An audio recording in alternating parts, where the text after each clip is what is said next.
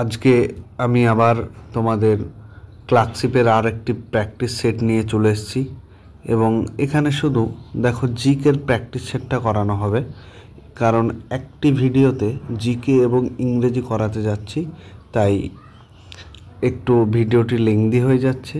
সেই হিসাবে আমি দেখছি যে এখানে তো একটু ব্যাখ্যা করতে হচ্ছে, কারণ একটা কোশ্চেন থেকে আরেকটা ক্রস কোশ্চেন কি হতে পারে, শুধু এখানে এই এমসিকিউগুলোই নয়, বাইরে থেকেও যে প্রশ্নগুলো আসার সম্ভাবনা বা ক্রস কোশ্চেন হওয়ার সম্ভাবনা, সেই জন্য একটু ভিডিওটি লেংদি হয়ে যাচ্ছে ব্যাখ্যা করতে গিয়ে।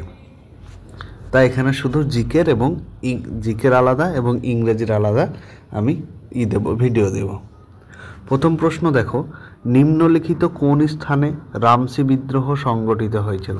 এটা হবে অপশন এ, মহারাষ্ট্রের পুনাতে। তাহলে এখানে একটা ব্যাপার হচ্ছে যে কত সালে হয়েছিল বিদ্রোহটা হয়েছিল 1879 সালে।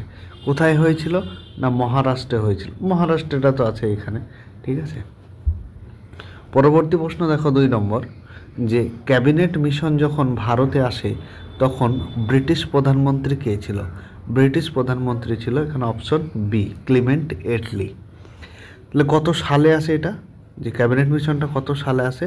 না 1946 সালে 24শে মার্চ ভারতে এসেছিল। 24শে মার্চ ভারতে এসেছিল। আচ্ছা, এই সময় এই মিশনের সভাপতি কে ছিল? প্রশ্ন আসতে পারে যে সভাপতি কে ছিল। সভাপতি ছিল এই অপশন সি এর এই লোকটা। কে? না লর্ড প্যাথিক লরেন্স ছিল সভাপতি। এটা তোমরা খেয়াল রাখবে, বা ইংরেজিতে প্রেসিডেন্ট।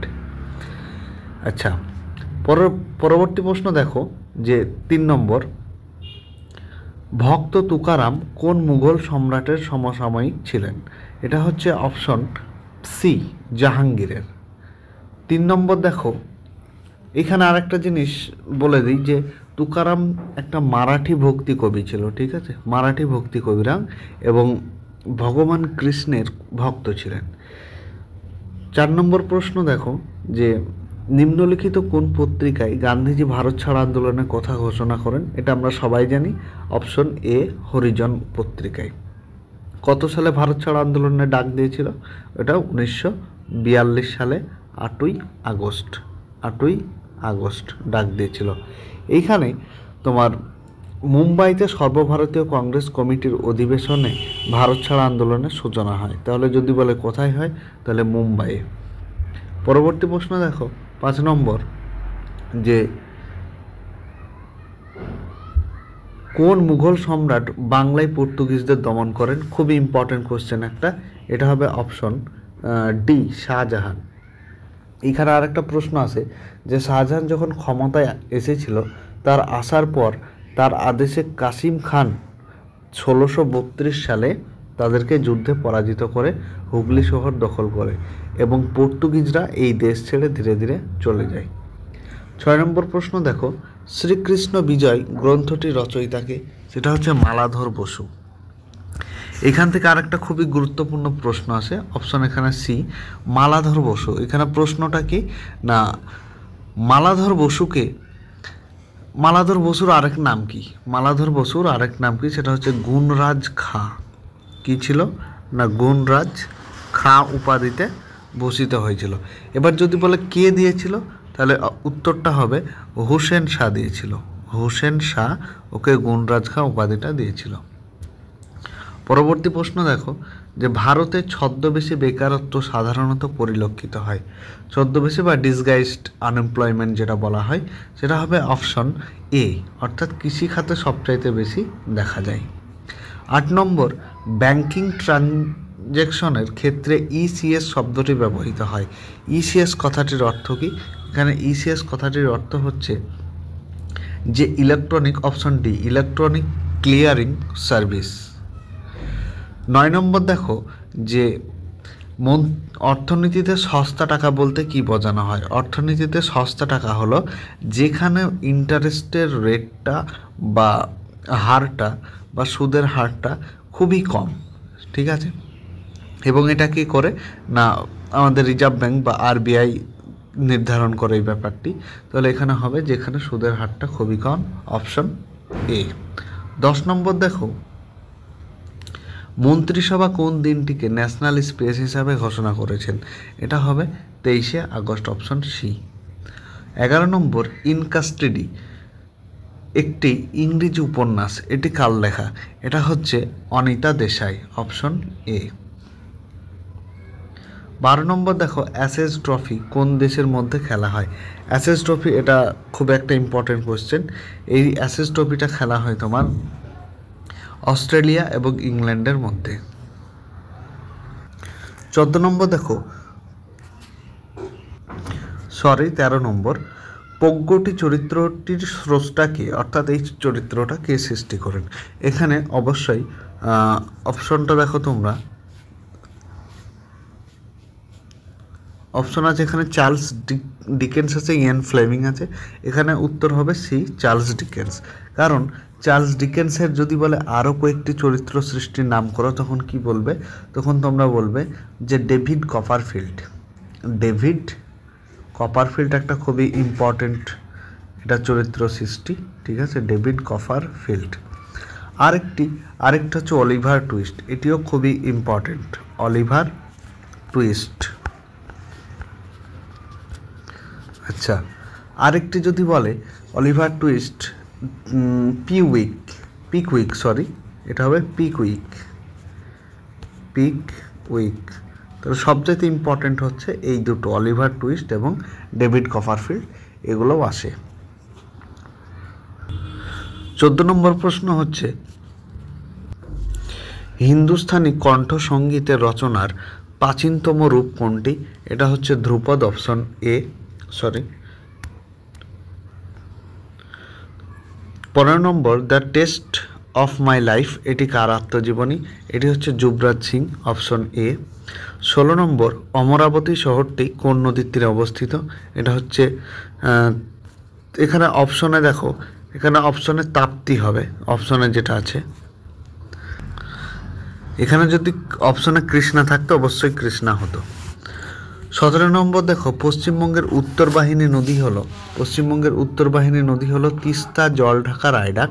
এখানে কোনটায় আছে? এখানে অপশন এ, 17 নম্বর। 18 নম্বর, ভারত সফরকারী প্রথম আমেরিকান রাষ্ট্রপতিকে? এটা হচ্ছে জর্জ ওয়াশিংটন, অপশন ডি। যদি সালটা বলে, সালটা হচ্ছে 1789 সালে, ইনি মার্কিন যুক্তরাষ্ট্রের প্রথম রাষ্ট্রপতি। 19 নম্বর, সাহেব বাঁধ জলাশয়টি পশ্চিমবঙ্গের কোন জেলায়? এটা হবে পুরুলিয়া জেলায়, অপশন ডি। এখানে আরও কিছু আছে, যেটা সাঁতরাগাছি ঝিল, এটা হাওড়া জেলাতে রয়েছে, সাঁতরাগাছি ঝিলটা, ঠিক আছে। যদি বলে হাওড়া জেলার একটা গুরুত্বপূর্ণ ঝিল, যেটা হচ্ছে সাঁতরাগাছি। যদি বলে কোচবিহার জেলাতে রয়েছে এমন একটা এর নাম, মানে জলাশয়ের নাম, সেটা হচ্ছে রসিক বিল। এবং বীরভূমের যদি বলে একটা ইম্পর্টেন্ট, সেটা হচ্ছে বল্লভপুর ঝিল। পরবর্তী প্রশ্নে চলো। 20 নম্বর, গ্রিনল্যান্ড নিম্নলিখিত কোন দেশের নিয়মের অধীনে রয়েছে? এটা হচ্ছে ডেনমার্ক, অপশন বি, এটা হচ্ছে ডেনমার্ক। আর এই তোমার গ্রিনল্যান্ড পৃথিবীর বৃহত্তম দ্বীপ, ঠিক আছে। এখানে খেয়াল রাখবে যে গ্রিনল্যান্ড হচ্ছে পৃথিবীর বৃহত্তম দ্বীপ, যেটি আমেরিকাতে অবস্থিত, মানে নর্থ আমেরিকাতে অবস্থিত, কিন্তু রাজনৈতিকভাবে যদি বলো, পলিটিক্যালি এটা ডেনমার্কের হাতেই রয়েছে। এখান থেকে একটা গুরুত্বপূর্ণ তথ্য তোমরা খেয়াল রেখে দেবে। পরবর্তী প্রশ্ন দেখো, গ্রেট ভিক্টোরিয়া মরুভূমি কোথায় রয়েছে? না, এটা রয়েছে অস্ট্রেলিয়াতে রয়েছে, অপশন সি। 22 নম্বর, ভারতীয় সংবিধানের কত নম্বর ধারায় বার্ষিক আর্থিক প্রতিবেদনের কথা বলা হয়েছে? এখানে বার্ষিক যদি বলে, তাহলে অবশ্যই অপশন বি, 112। পরবর্তী প্রশ্ন দেখো, ভারতীয় সংবিধানের কততম সংশোধনীর মাধ্যমে দিল্লিকে জাতীয় রাজধানী অঞ্চল হিসেবে মর্যাদা দেওয়া হয়েছে? খুবই ইম্পর্টেন্ট প্রশ্ন, এটা হবে 69তম।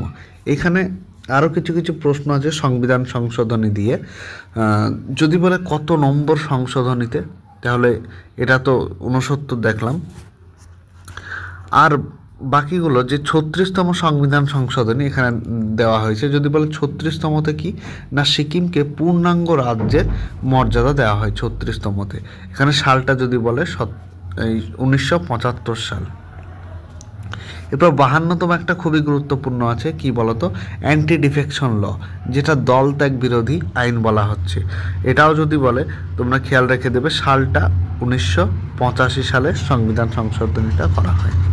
আরেকটা আছে দেখো, যে 71তমটা কি বলতো, 71তমটা হচ্ছে যে আমাদের ভারতীয় সংবিধানের মণিপুরি, কঙ্কনি, নেপালি ভাষাগুলি 8ম তফসিলে যুক্ত করা হয়েছে এই 71তম সংবিধান সংশোধনীর মাধ্যমে। সালটা কত না, সালটা 1992 সাল। 24 নম্বর দেখো, লোকসভার বিরোধী দলনেতা নিম্নলিখিত কার সমান পদমর্যাদা ভোগ করেন? এটা অবশ্যই কেন্দ্রীয় মন্ত্রীদের সমান হবে, অপশন ডি।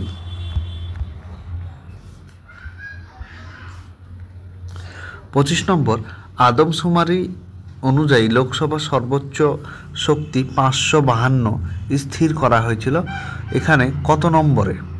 এখানে হবে 1971 সালের আদমশুমারি অনুযায়ী, 1951, 1981 না 1961? এখানে অবশ্যই 1971 সালের আদমশুমারি অনুযায়ী। 26 নম্বর, হ্যাঁ এখানে আরেকটা প্রশ্ন আছে যে বর্তমানে আমাদের লোকসভার সর্বোচ্চ সদস্য কটা না 550টা। এই 550টার মধ্যে 530টি কোথা থেকে আসে না 530টি রাজ্যের হয়ে আসে, স্টেটের হয়ে, রাজ্যের হয়ে আসে। আর 20 জন কোথা থেকে আসে? আর 20 জন আসে তোমার কেন্দ্রশাসিত বা ইউটি থেকে আসে। পরবর্তী প্রশ্ন দেখো 26 নম্বর, যে স্বাধীন ভারতের প্রথম কমান্ডার ইন চিফ কে ছিলেন? এটা হচ্ছে অপশন সি, KM কারিয়াপ্পা।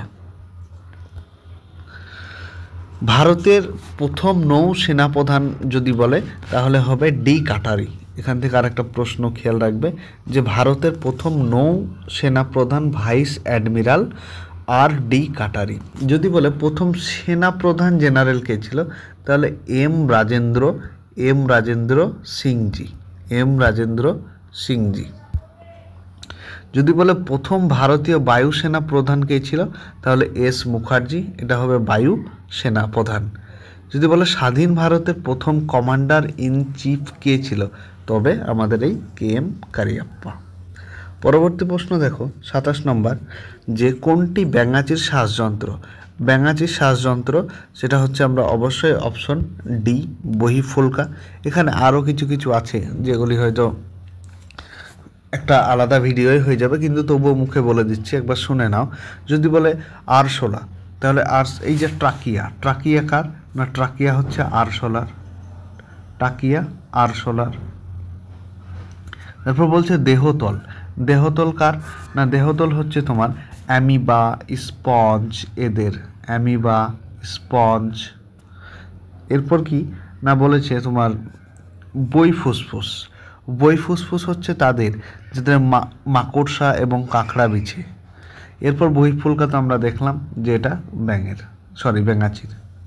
পরবর্তী প্রশ্ন দেখো, নিম্নলিখিত কোন ভিটামিনের অভাবে রাতকানা? এটা অবশ্যই ভিটামিন A হবে, অপশন বি হবে। 29 নম্বর দেখো, উচ্চতায় উড়ন্ত একটি বিমানের ভেতর বায়ুর চাপ কেমন হয়? সেখানে অপশন এ, বায়ু পাম্প ব্যবহার করে স্বাভাবিক বায়ুমণ্ডলীয় চাপটাকে বজায় রাখা হয়। 30 নম্বর প্রশ্ন, চোখের দীর্ঘদৃষ্টি ত্রুটিমুক্ত করার জন্য কোন লেন্স ব্যবহার করা হয়? এটা অবশ্যই দূরদৃষ্টি বলেছে, ঠিক আছে, দীর্ঘদৃষ্টি বা দূরদৃষ্টি, বা ইংরেজিতে এর নাম হচ্ছে হাইপারমেট্রোপিয়া। এখানে যে লেন্সটি আমরা লাগাবো সেটি হচ্ছে অপশন সি, উত্তল লেন্স। খেয়াল রাখবে, খুবই ইম্পর্ট্যান্ট একটা প্রশ্ন। পরবর্তী প্রশ্ন দেখো, কোন পদার্থটি বর্তমানে রেফ্রিজারেটরের তরল শীতকর রূপে ব্যবহৃত হয়? এটা হচ্ছে তোমার লিকুইড অ্যামোনিয়া, কিন্তু এখানে যেহেতু লিকুইড অ্যামোনিয়া নেই, অপশন আছে এ, শুধু অ্যামোনিয়া, তাই আমরা অ্যামোনিয়া দেব। 32 নম্বর, কোন বিষয়টির সঙ্গে রিও সম্মেলন যুক্ত? অবশ্যই আমরা জৈবিক বৈচিত্র্য জানি। কোন দিনটিকে, এটা যদি সালটা বলে তাহলে হবে 1992 সাল। খেয়াল রাখবে তোমরা, যেটা ব্রাজিলের রিও সিটিতে অনুষ্ঠিত হয়েছিল। কোন দিনটি জাতীয় গণিত দিবস হিসেবে পালিত হয়? আমরা অবশ্যই জানি 22শে ডিসেম্বর, সেটা জাতীয় গণিত দিবস হিসেবে পালন করা হয়। যদি বলে কার নাম অনুসারে, তাহলে হচ্ছে শ্রীনিবাস রামানুজন। ঠিক আছে, শ্রীনিবাস রামানুজনের নাম অনুসারে। এই যে এবার হয়ে গেল, এটা হচ্ছে এটা কত সালে ঘোষণা করা হয়েছিল? সবচাইতে বড় কথা, এটা কত সালে ঘোষণা করা হয়েছিল? এটা 2012 সালে ঘোষণা করেছিলেন। কে ঘোষণা করেছিলেন? না, মনমোহন সিং। পরবর্তী প্রশ্ন দেখো, যে স্পেলিং এবং গ্রামার কমান্ড নিম্নলিখিত কোন মেনুতে থাকে? এটা হচ্ছে টুলে থাকে। Option A. 35 নম্বর, পশ্চিমবঙ্গের কোন জেলাতে সর্বনিম্ন জনঘনত্ব পরিলক্ষিত হয়? এটা হবে অপশন ডি, পুরুলিয়া। যদি বলে সবচাইতে বেশি কোন জেলাতে জনঘনত্বপূর্ণ সর্বাধিক, তাহলে সেটি হবে অবশ্যই কলকাতা। আর আমাদের পশ্চিমবঙ্গের জনঘনত্ব কত? এটা হবে 1028 জন প্রতি বর্গ কিলোমিটার, যেটা আমাদের ভারতবর্ষের দ্বিতীয় জনঘনত্বপূর্ণ রাজ্য। প্রথমটা কি? প্রথমটা আমরা অবশ্যই জানি, বিহার।